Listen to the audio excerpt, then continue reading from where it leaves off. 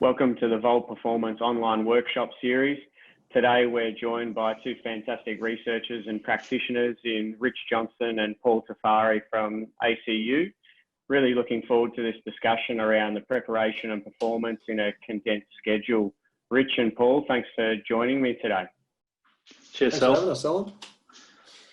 So currently in high performance sport, we're experiencing a lot of changes to fixture structures in AFL, NRL, the Super Netball. Rich, you've previously completed research across a number of sporting codes, examining match demands and physical qualities that are important for the success in professional sport. Do you think this is even more pivotal for what we're currently experiencing with the condensed fixtures? Yeah, it's a good question, Sal. I certainly think so because, first of all, it's probably a double-edged sword, particularly in the AFL's instance where you got short turnarounds there, but you're also coming off a shortened preparation period. And there's been a bit of work out there. We did some with you guys at the Lions a couple of years ago, looking at the importance of that pre-season period for actually preparing players from an injury risk perspective for the season, and also actually their match activities. So players who perform more of pre-season, they had higher match activities across the year. In terms of how much running and distances they covered during games, and also Nick did some work looking at a lower injury risk as well in those players. They actually were available for more training sessions, the ones that completed more of the pre-season period. So that's going to be an issue. First of all, that you're coming off a shortened pre-season period, so players might not have the capacities that they would have had on a previous year when they've had a full pre-season in at the club, training with their peers. So those players that potentially have those well-developed physical capacities and strong foundations of them are going to be the ones that are potentially better prepared to, first of all, compete with the match demands. We've seen stronger players, they perform fewer errors, cover greater distances, more tackles, in rugby league players in particular. So they're going to be more well prepared to cope with those demands, the stronger guys. And also across most sports, you see your stronger, more powerful players. Those are the real key qualities that show to distinguish between elite and sub-elite players. So I think if you've got a group that are strong and powerful, then you're probably going to be and that's similar to previous years or even better than previous years. And then that's going to put you in good stead for, first of all, playing any games like the NRL. There's similar schedule as previous years. But if you're in the AFL, yeah, that's going to prepare you for competing in a congested fixture schedule. Certainly, we saw some work we did in rugby league showed that your stronger players actually recovered faster following games. They did more during the games and they recovered faster following games. So, and aerobic qualities had a similar influence on that as well. So I think those things are going to be important. If you had the foundations in place and you were keeping in touch with your players well over that period when we had no games, that's definitely going to be useful for those teams going forward. And when you talk about greater levels of strength and power, do you think it's more relative strength, or is it absolute strength and power when we're talking about kind of common tests that we use in the gym, whether it's a squat, trap bar, or isometric mid-thigh pulls, to quantify those sorts of measurements? Yeah, that is a good question as well. I think relative strength is important when you have a large degree of variation in body types across your squad. So if it was an NRL team, then your relative strength might be really important. But at the same time, the game is a game of absolutes as well. Like if someone's running at 9 meters a second, I've got to be able to run at 9.1 meters a second to get to the ball before them, or make that tackle. So I think absolute strength and absolute power is really important. But at the same time, that needs to be obviously increasing with things like body composition as well. So those things do have to be taken into account, and especially if people are coming off the back of potentially lower running lows than they would have previously, then relative strength might be a thing that we're looking at in terms of maybe reductions in relative strength, because they might have had changes in body composition over that lockdown period potentially, and maybe lower training loads as well, just going into lower chronic loads, going into more congested fixtures going forward as well. And Paul, you've recently published some work looking at the physiological and perceptual responses to fixture congestion. Did you see anything similar to what Richard's describing around responses relative to higher levels of strength or aerobic fitness? Yeah, definitely. We had a study where we tried to simulate a fixture congestion period in a soccer cohort in our lab. So we used a non-motorized treadmill to create a match simulation protocol. And then from there, we could really try and ascertain some of the more mechanistic changes. So things like central and peripheral fatigue using some stimulation techniques. We could look at biochemistry as well. We looked at perceptual responses and some performance responses too. And the benefit of doing that in the lab environment was that we were able to capture all that information really in a really timely fashion, in a really controlled manner as well. But it also meant that we had a lot of information about the profile of the athletes that were collected. So we had things like their VO2 max and VVO2 from a treadmill-based max test, and we had their strength from an isometric mid-thigh pull and squat jumps and counter movement jump data as well. We found almost in general, the outcomes were almost identical to the global stuff Rich has mentioned. So the athletes that were stronger tended to have less detrimental effects from the matches that they played. And we've shown that over 2 studies now, looking at 1 match and multiple matches within a week. We've also shown that the athletes that are fitter, so higher VVO2s, higher relative VO2 max scores, are able to not only perform more within the games, but also they tend to recover quicker and show lower magnitudes of changes in some of the measures that we might use to determine fatigue or post-match responses, if you want to term it that way. So like we have anything from creatine kinase, which has a lot of pros and cons in terms of can you measure it or not, but we show lower levels of that in stronger athletes who have done more work than weaker athletes who have done less work. So they're obviously important qualities for recovery as well as for performance within the games too. And when you reference the stronger athletes, are you referencing kind of mid-thigh pull relative strength or peak force strength there? Yeah, so we had like Rich mentioned, we had a pretty diverse level of athletes in terms of their sizes. So some of the players were quite small and a few of the guys were a bit bigger. So we looked at relative force production on a mid-thigh pull, so newtons per kilo. We had a reasonably strong cohort. So both those studies had probably athletes around the high 30s to low 40 newtons per kilo on average, which is probably around the high mark, I'd say. And that's measured including body mass as well, but that's commonly how that test is performed. So they were pretty strong guys, but even with the stronger cohort, we still saw differences between those who were stronger and those who were less strong.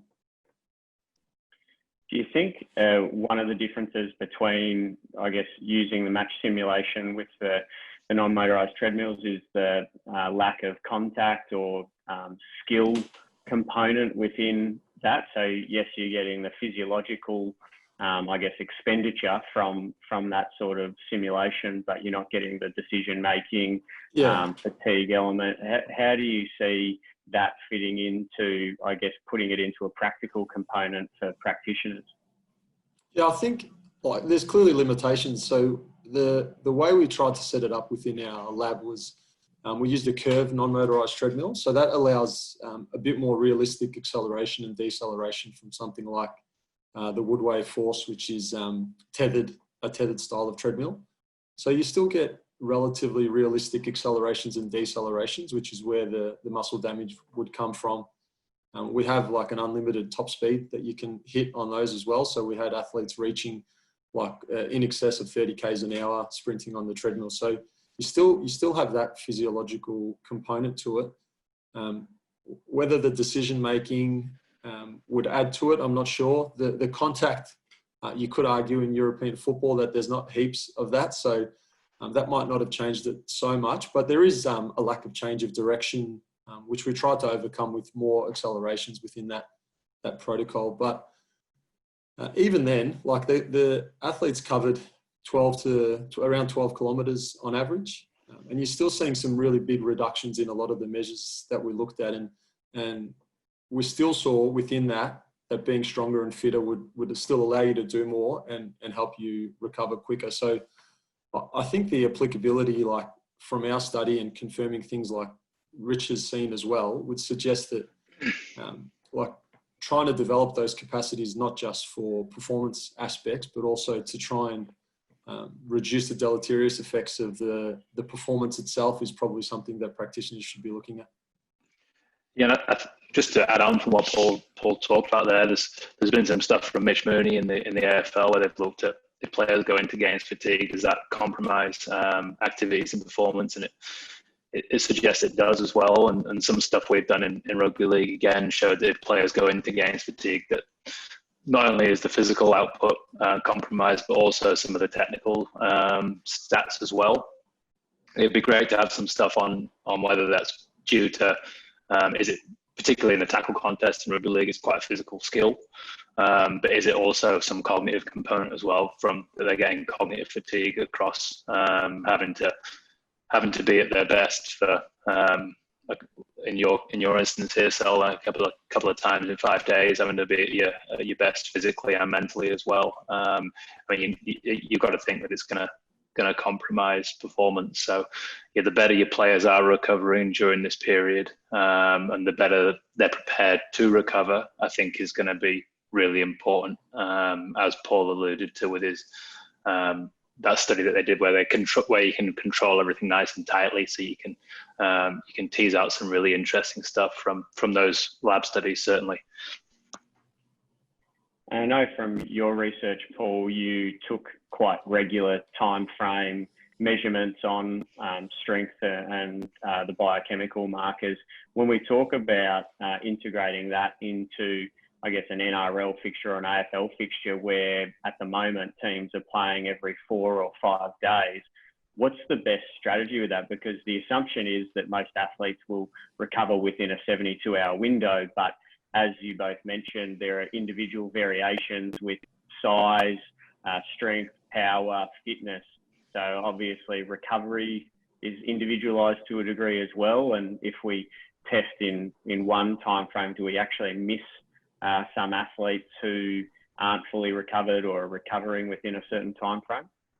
We had a lot of time frames during the testing, and I guess that's to tease out, when some of these mechanisms occur and if some of these things change as it progresses. But like that provides a really clear picture from a research perspective. You're right that, you'd be able to tease out a lot of information and get individual variation. But I think practically you need to consider when those testing results will impact on the training program. So, I mean, if you test people immediately after, that's going to show that they're fatigued straight away, because after a match, everyone will have some degree of fatigue. But if you're looking at planning some recovery sessions, then maybe you could look at some specific markers for some athletes the next day and determine, whether they need more targeted recovery versus less targeted recovery. If you had hard training sessions planned, for example, then again, you could ensure that your testing that you're doing is influencing what's coming subsequently to that, and not just testing for the sake of it. So, if it's a test 24 hours post, that test might influence this person needs to achieve some further recovery, or they need to work with ice bars more, like some of Shona's work has suggested in these type periods, or they're probably ready to perform some form of training. Like it should be influential to the program, not just a data collecting tool that you do.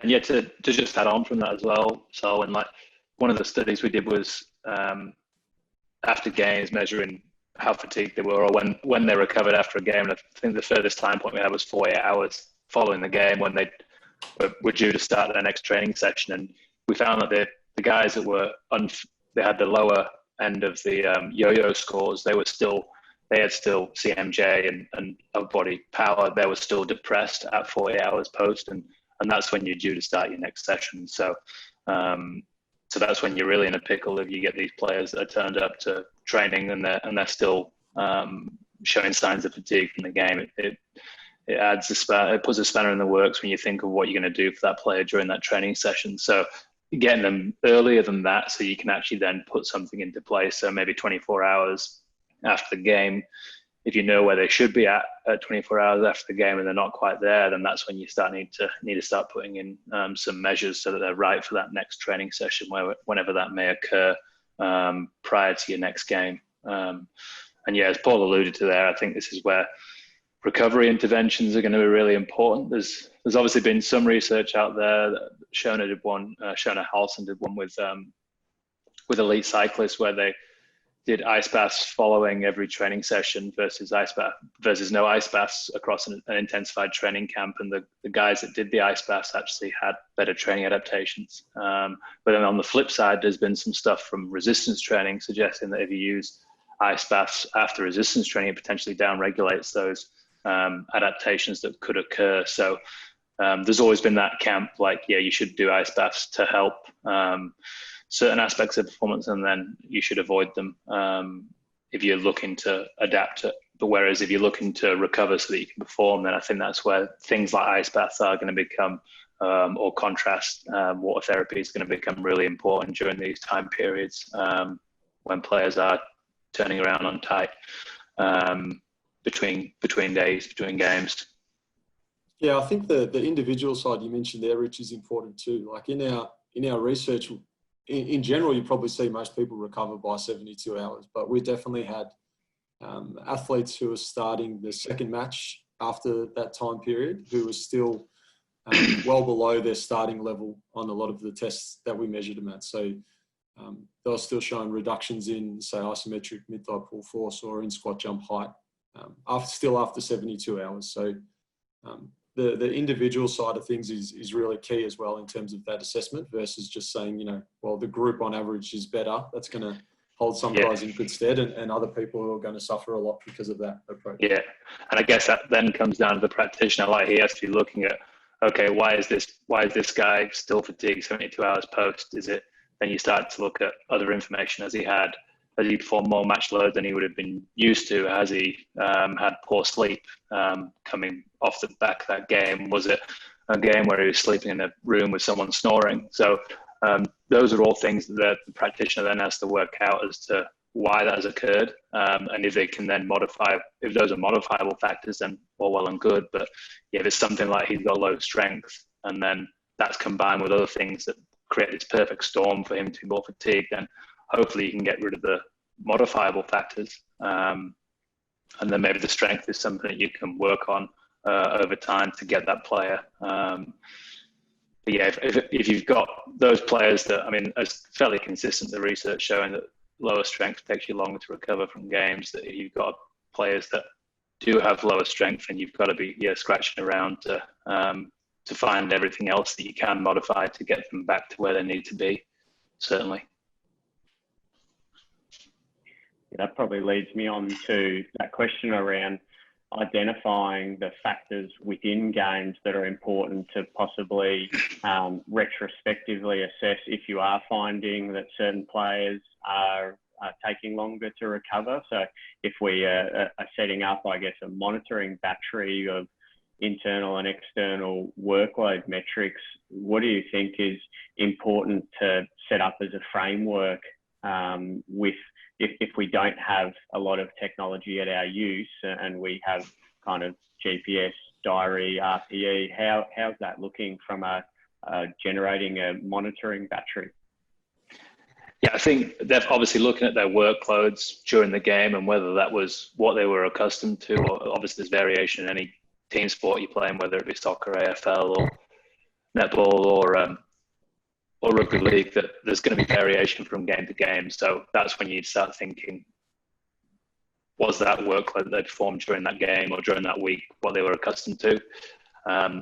Things like your high-speed running metrics might increase your fatigue levels, particularly contact. If it's if you've had a lot of contact in a game, then that's going to increase potential, specifically muscle damage. You're going to get increase in muscle damage, and we know that can be detrimental to performance going on. So so those, if I didn't have all the access to the bells and whistles like Paul had in his study, or any method of measuring potentially lower body power or body power as well, then those are the things I would be looking at is just how much work they were doing during those games, and the week prior to that as well, to then see if I can make any informed decisions as to what they should be doing that next week. Certainly. Yeah, I think there's definitely a lot to be said about things like high-speed running and that kind of running seemingly influencing a lot of the post-match responses. So like high volumes of that high-speed running, lots of accelerations and decelerations seem to relate well to a lot of the damage markers that we get. We also see like the wellness questionnaires and the perceptual, the ratings of perceived exertion, they're quite powerful tools if they're used appropriately. And they're run correctly. They're quite valid and reliable, and they give you a whole heap of insight. And like Tanya Gallo's work showed some cool stuff with the wellness and how reductions in that can influence the perceptions of subsequent sessions. We showed that RPE tends to change pretty importantly, pretty quickly. Like up to half time, you see some big changes in players' perceptions of exertion after a simulation at least. So. Some of those measurements are quite simple, but if you use them in concert with what they're actually performing in the game, so like the actual match, not necessarily just the total volume, but some of those key metrics like maybe the high-speed running or very high-speed running and accels and decels where you can develop a lot of damage, I think they're pretty powerful tools if you can't access some of the more lab-based measures per se. And do you think in combination of setting up almost a kind of a high risk group of guys, if you've done strength and power and aerobic capacity testing in your pre-season, you already know who the guys are that are possibly at slightly higher risk, and then your monitoring battery or your flagging system alerts you as to whether guys are coping with fixture congestion or increased intensity within games? Is that how you see that coming together to influence the program? Yes, certainly. I think as well, and some of the issues as well between around now with no reserve grade, for example, makes it even in the NRL makes it even more important when these players. So you might get players that haven't played at all, and they come in and have to play a game, and then they get this massive fatigue response because they're not used to the contact and the dose of work or intensity of work that they're doing during those games. So yeah, you might have those players that you know that are gonna, and hopefully you've got a consistent group of players.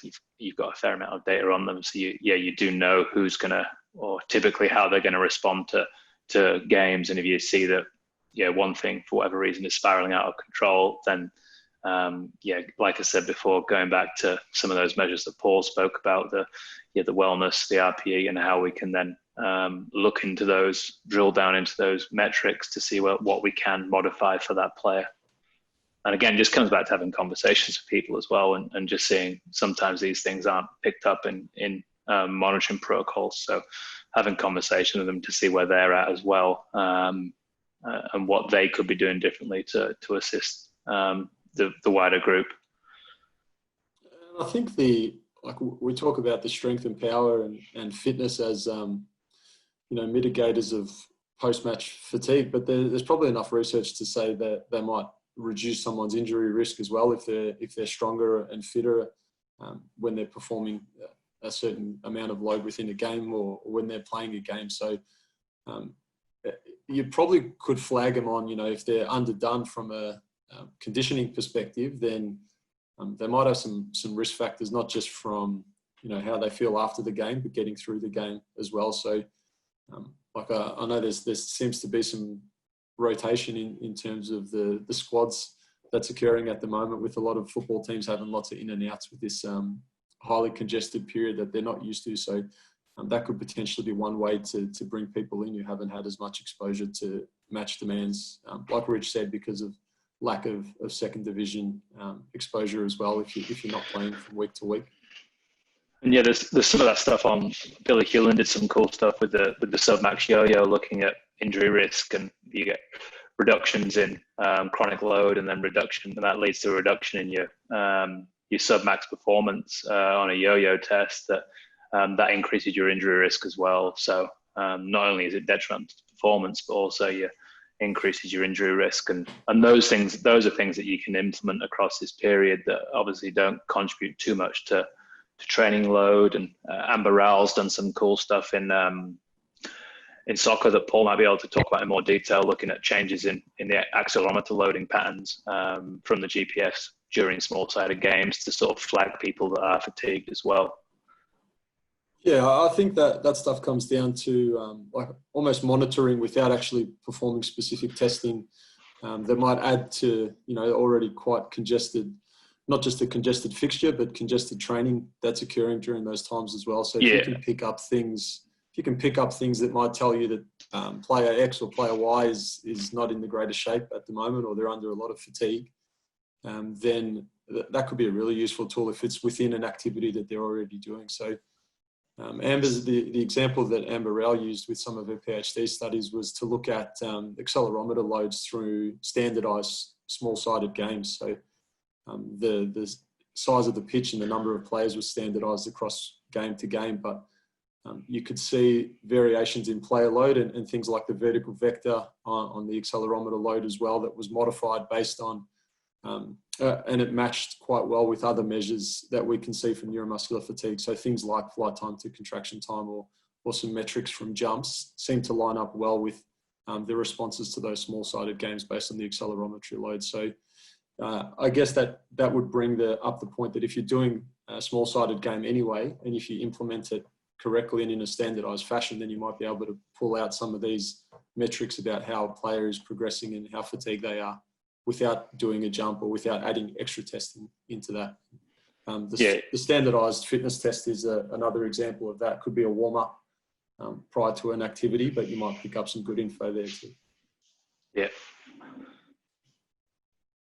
Yeah, definitely the field-based tests seem to be used a little bit more commonly to try and assess athlete response, because it probably allows you to kind of have that invisible monitoring, as you spoke about, where you're not actually testing the athletes per se, you are assessing their response to training.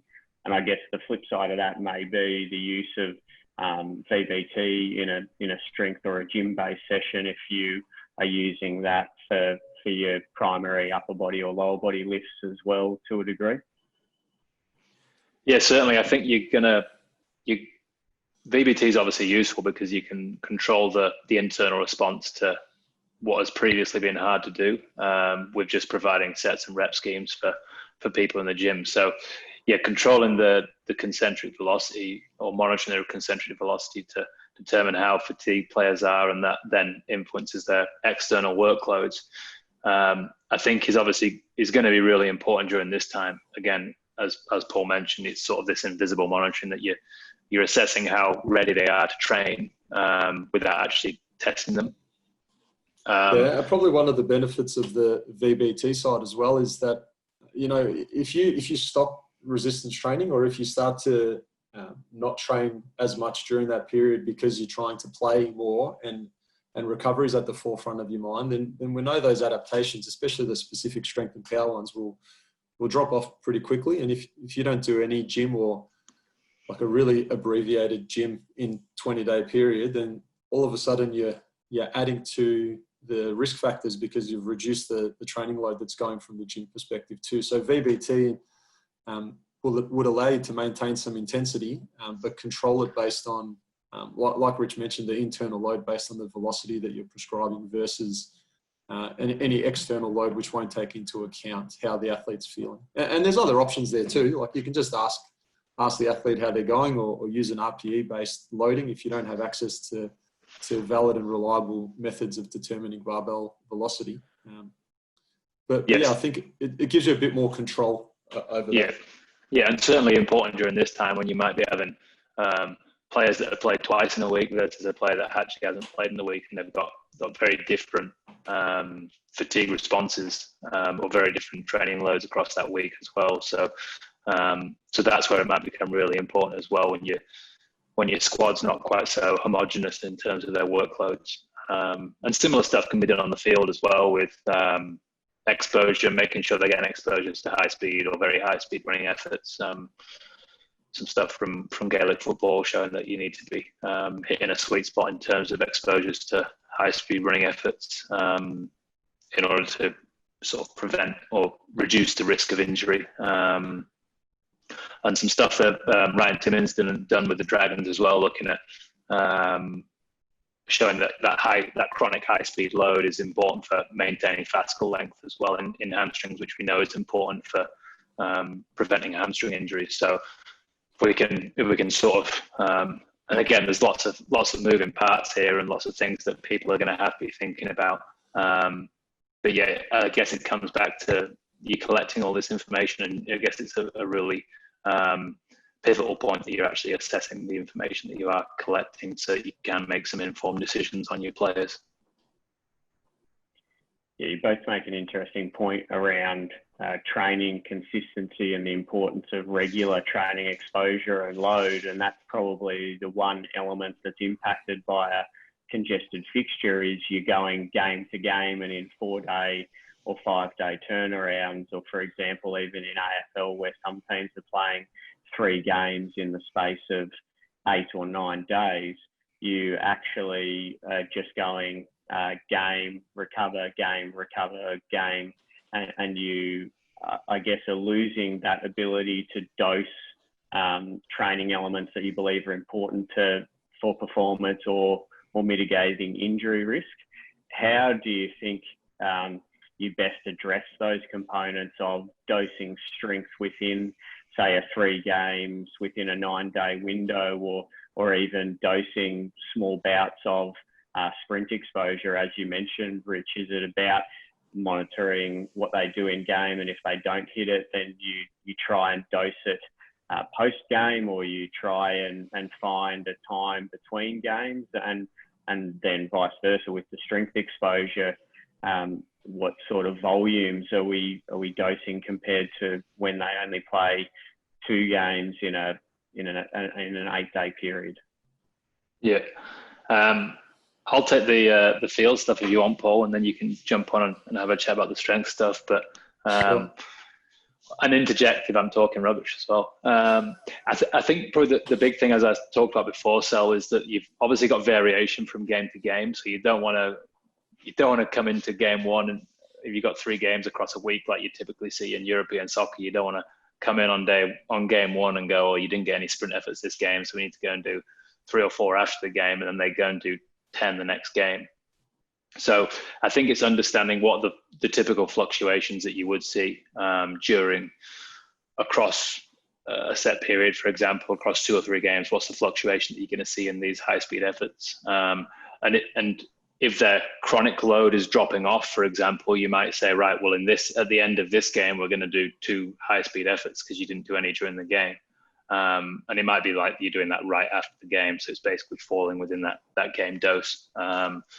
And I think that's probably the way that practitioners can be on the front foot with these things, rather than just chasing their tail the whole time, feeling that they're not. They've got so much stuff going on that on game day might be a good time to do those kind of things with players. Yeah, no, I think the exposure to some of those things can't be shut. Like, you can't not expose players to high-speed running bouts because you're worried about an injury when you know that exposure is probably going to be beneficial for mitigating injury risk as well. So it's probably important to keep that in mind. And like Rich said, and with Ryan's work as well, like, that exposure is actually important to mitigate the risk, as opposed to, you can't think of it as adding more risk because you're doing more sprinting.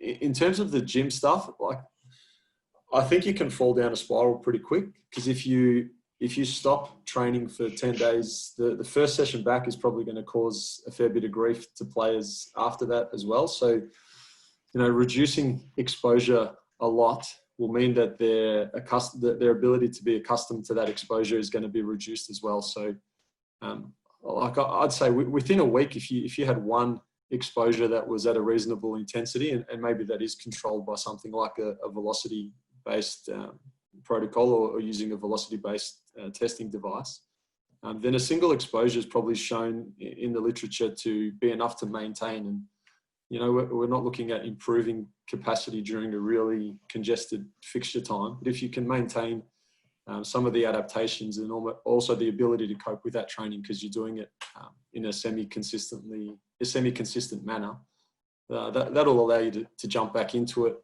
reasonably well when that congested period's over too.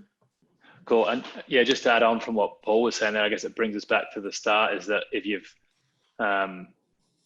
you reduce that, if you're worried about them getting too fatigued from doing strength loads, that you reduce it completely, that it's not there, then obviously their strength drops off, and then we know that that's important for their recovery. So then it takes them longer to recover from games, and therefore they spend more time recovering and less time training. And then it's just that downward spiral from then on in. So I think, as Paul said, it's really important to make sure that we've got a sufficient dose of training. I guess the field stuff can come from games pretty easily, but it's the strength stuff. How do we incorporate that into our training? And yeah, using, obviously, reducing the volume, potentially changing up some exercises that you know aren't going to cause too much muscle damage or muscle soreness are going to be important, and monitoring that carefully with the technology or the or RPE that you've got available to you is going to be really important during that period, without a doubt. Yeah, I know isometric training or even concentric based training is kind of been popular at the moment, especially isometric training. Do you think there are strategies that could be used to dose that high neuromuscular load without the, I guess, eccentric stimulus that possibly we are afraid of dosing, as you mentioned, Paul, that might cause increased soreness if you have missed strength training doses for approximately 10 days to 2 weeks? Yeah, and I think the ISO stuff's really interesting because at the intensity that you perform it at real specific joint angles, for example, it can be really useful. It probably still, it has a real neural component to it, but just because it's isometric doesn't necessarily mean it doesn't have any muscle damage involved. There's obviously a really high tension load there, but it is going to be less than doing like a supermax eccentric action. And the fact that you can do that and still maintain some exposure, that's going to be really important for that basic strength aspect. I think if you remove the eccentric component completely, then you're still going to be a little bit unaccustomed to eccentric training when you bring that back into the program. So there's potential that starts to, you know, if you have zero exposure to any eccentric action, whether it be within a squat or like a Nordic, which has just a significant eccentric exposure, if you remove them completely, then even though you're still doing something that has tension involved, you're still going to probably lose some of the being accustomed to that eccentric stress, which is going to make it harder and harder to bring that back into the program later on. Because like for AFL, for example, the congestion will probably stop, but they'll still be playing lots of games of footy across 6 to 8 days. So you don't have heaps of time to start reintroducing things without players getting sore and missing more training or having to modify other forms of training. So I guess I'd say on that, then the strategy would be, potentially use some ISOs, use some concentric stuff, but I wouldn't remove all the eccentric loading. And a strategy might be to like heavily reduce the volume of that, maintaining some intensity. Like we've mentioned, controlling that with things like with technology or perceptual-based measures if you can to modify the loading, but not to remove it completely, to try and have some aspects in there. And I think particularly those exercises like your RDLs or your squats that we know cause a lot of muscle damage when you're not accustomed to them, and a lot of soreness when you're not accustomed to them. So those are the ones that you probably want to keep in there, but just really back off on the volume so that you're minimizing that fatigue response. Yeah, no, definitely great advice. And so in finishing with a lot of the unknowns coming up both in Australian sport and overseas with the NBA starting up again, if you guys could summarise a little bit of what we've covered today in what your primary recommendation would be for practitioners when coming into a condensed training schedule, that'd be fantastic. I'll go first, so then go on then, Rich Paul. will sound funny when he repeats everything I say. Yeah, I'll just fill in the gaps that you miss out. I think to start with, you want to have players who are well prepped for it. But once you get to that congested period, you can't modify that. And I think Rich has alluded to the fact that the limited preseason that some of these sports have had is going to mean that it's not an ideal prep for a lot of people. The monitoring side of things is important, but you need to have monitoring tools that you know are sensitive to the games that you're monitoring. So you can't just bring in new tools that you've never used before.